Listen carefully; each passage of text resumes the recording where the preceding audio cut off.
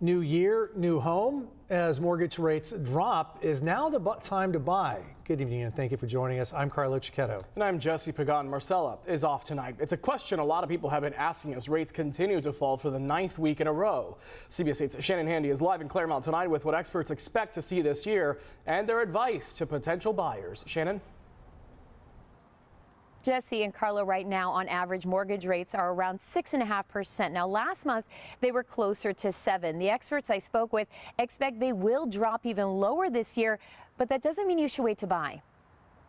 When it comes to buying a home, there's a lot to consider. For starters, how much will it cost to take out a loan? 2023 saw some of the highest mortgage rates in years, close to 8%, but they have since gone down and are now under 7%, the lowest level since May. I think the outlook looks good as far as interest rates are concerned. Alan Jin is an economics professor at the University of San Diego. He says the Federal Reserve started raising interest rates to combat inflation. As the economy improved, those rates dropped, and they're expected to be cut even further. I think we'll probably see at least a 0.5% drop in the rate that the Federal Reserve is targeting, and that'll translate into lower mortgage rates as well. That 0.5% could equate to a savings of hundreds of dollars a month. So does it mean you should wait to buy? I asked Sam Hansen, a branch manager with the Gaylord Hansen team at Cross Country Mortgage. So my advice is if you can qualify right now for this payment, get into that home before those prices continue to rise. Because if you wait, you're going to be battling more buyers, and then you're going to be paying a higher price. Hansen says when rates go down, more people qualify to buy a home.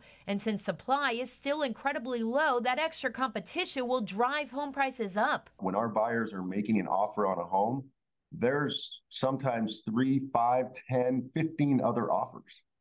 So, you know, when you have that type of supply and demand imbalance and people are battling to get into these homes, you know, naturally prices are going to continue to rise. I think it's a story of supply and demand. It really comes down to that. Hansen does not foresee housing prices dropping, but says home buyers always have the option to refinance once rates do. Professor Jin offered the same advice, all while acknowledging the fact San Diego is still one of the most expensive places to live in the country. The problem with San Diego is the prices are still pretty high. Even though the interest rates went up, that did not put a dent in the rise in prices that we've seen.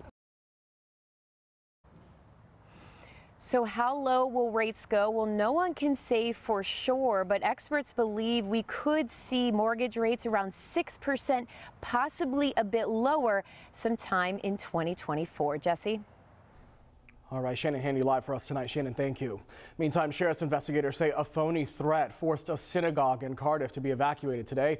It started when the Temple Solel reported a threatening email message. Deputies evacuated a preschool at the synagogue while they searched buildings and grounds with dogs. Nothing suspicious was found. At last check, the person or group who sent the email has not been found.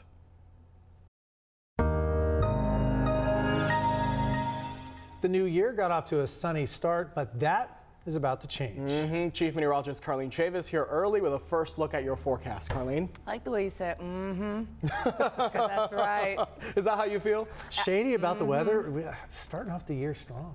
Well, hey, you know what? That's how we gonna do it around here. Right. We had plenty of sunshine to start off the year, but yeah, we definitely have some cloud cover, some shade that's gonna be rolling in over the next couple of days. So looking at our live picture for our Mount Soledad cam, this is the cloud cover that's going strong, but we had so much sunshine out there today. Well, it's because we had high pressure that was around, but a cold front's on the way, and as a result, that's gonna bring in a chance of likely rainfall by tomorrow morning. So that morning drive is definitely gonna be a slick one. Into the afternoon hours, things kind of taper off a little bit, but still looking at a chance lingering all the way through about Wednesday at 6 p.m. When we set the clock in motion, we start to see the first area impacted being North County because all ahead that cold front. It's going to be coming from the northwest and that moisture moving towards the southeast throughout the day. So we're also looking at more widespread activity around about 9:10 in the morning, and even a pocket of heavier downpours we're seeing across the mountains as well as for the South Bay. And then we're also looking at a little flurry action. That's because we're looking at the potential for some snow in our local mountains. Not really talking about heavy snow for us here locally. We could just see about a trace to an inch of snow level coming down to about 4,000 feet. We'll take a look at more details in your forecast coming up. Jesse? Thank you, Carlene. And don't forget, you can get the latest forecast and have weather alerts sent straight to your phone. Just download the free CBS 8 app or head to cbs8.com. Bridge repairs in El Cajon could cause traffic delays this weekend. Repairs on the 8th through El Cajon are set to start Friday night and go until Tuesday morning. CBS 8's Abby Black has more on the $27 million project and how to plan ahead.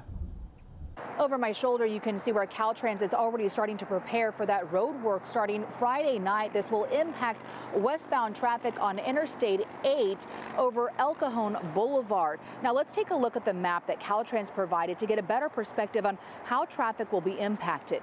The westbound lanes between the El Cajon Boulevard exit to Lauren Drive will be reduced to 1 lane until 5 a.m.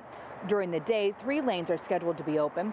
Crews say that they don't plan for a full shutdown, but to avoid the lane closures, drivers can detour over to State Route 125 South, where they'll reconnect to Interstate 8 westbound. This 80-hour project is expected to have the biggest impact Monday morning for people who are going back to work and kids going back to school after the winter break. The work is expected to be finished by Tuesday morning at 5. CHP says that they will beef up patrols in the area, so they are reminding drivers to plan ahead, drive slow, and watch out for road crews. Caltrans says that this is part of an ongoing work project to repair a 6-year-old bridge that has aged and needs to be restored. We've determined the deck, the bridge deck, the riding surface of the bridge has worn down to the point where they require a repair strategy and to restore the deck for years and years to come. This afternoon, Caltrans canceled planned work in Alpine over the Pine Valley Bridge. It's been delayed until April. Now, Caltrans says that if this work in El Cajon is rained out, they will push it to Friday, January 12th. I did check in with Chief Meteorologist Carlene Chavis, and she says that there is a chance of rain over the weekend, so we will need to keep an eye out for any delays or any lane closures. Just a reminder to please drive slowly, be careful, and watch out for the road crews. Reporting in El Cajon, Abby Black, CBS 8. Thanks, Abby. The San Diego Humane Society says it is accepting surrendered pets once again, but by appointment only. It paused dog surrenders because of a respiratory illness at their shelters. The Humane Society says the spread of the disease called strep zoo was likely caused by overcrowding at the shelters. The Humane Society is still over capacity, but numbers have gone down a little bit, we're told. 400 pets, though, are available for adoption right now. If you have room in your home and your heart and you're thinking about adopting, now is really a good time because we have so many deserving animals in our care who need a second chance for the new year. The Humane Society also has about 40 lost pets that were brought in over the New Year's holiday. If you lost your pet, you can text the number you see there on our screen to see if it is at a shelter. And some good news, reclaim fees, they're being waived until this weekend, so you need to hurry.